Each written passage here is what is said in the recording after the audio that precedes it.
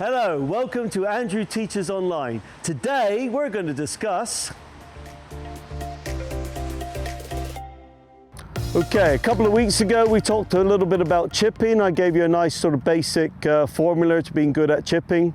Couple of things that a lot of people find very difficult is knowing how hard to hit the ball.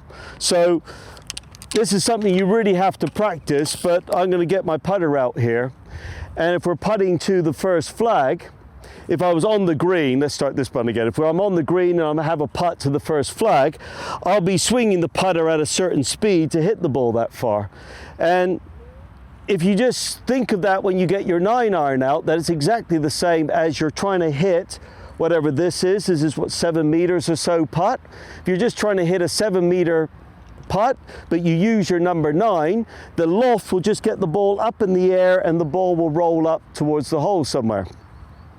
Now, a little added difficulty, sort of trying to keep to the same subject, but it now alters a little bit. A lot of people in a situation like this, where I'm a few meters off the edge of the green, will use their putter. And the problem with using their putter is that the grass here is so much longer. So if I hit a normal sort of 7-meter putt, the ball slows up very quickly and it sort of just, it gets held up by the long grass and it stops. In this case, it stopped a good 2 meters short.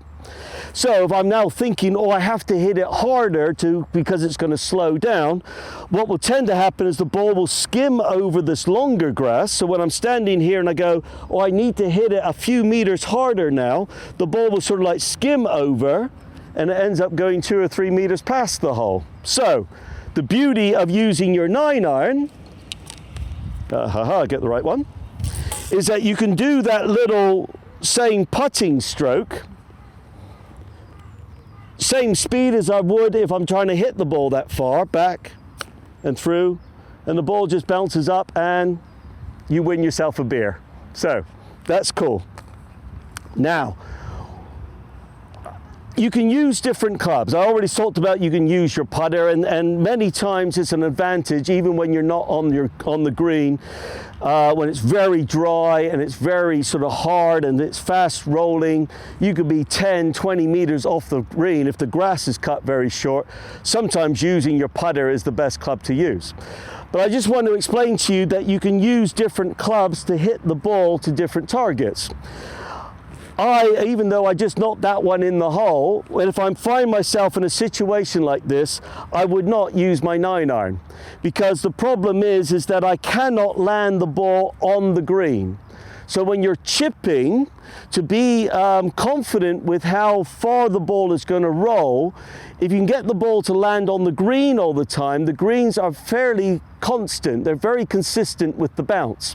So if I try to land a 9-iron on the green, the ball will just go too far. I could not stop the ball by landing it on the green. It just goes too far. So I will now pick a club that has more loft to it. This is again a very lofted club. This is actually my 58 degree. I don't often chip with this club, but the same principle, that I'm just trying to swing the club. And the reason why I'm picking this club is I think I can land the ball on the green. It will take 2 little bounces and it will finish somewhere near the hole. So again, that very simple back and through movement, with the ball landing just on the green, a couple little bounces, it rolls up to the hole. Now, this is worth practicing. If you practice with your most lofted club and then you practice with your 9 and you land the ball more or less in the same spot, the ball will just roll that much further. And I also have here my number 7. So you can see there's a flag much further away. Just playing the same shot as I would, the same speed as I would if I was putting, the ball will land somewhere around the front of the green. But because there's less loft on your 7, the ball will fly lower, and of course that means it rolls further. So a shot to the red flag, I would possibly use my 7-iron just to hit the same shot, and it bounces and it rolls up, and okay, a little too hard, but you got the idea. So practice different clubs and get used to landing the ball in the same spot on the green, and then noticing how far the ball rolls, because when you're out playing, you have one ball, one chance to play a good shot, and picking the right club for that shot, therefore, is extremely important. So good practicing. So thanks for watching.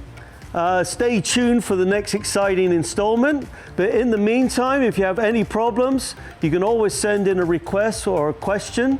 You can also send me your swing. You can quite simply send it to my email address or even my WhatsApp, and I will send back a personalized analysis of your golf swing to help you get better.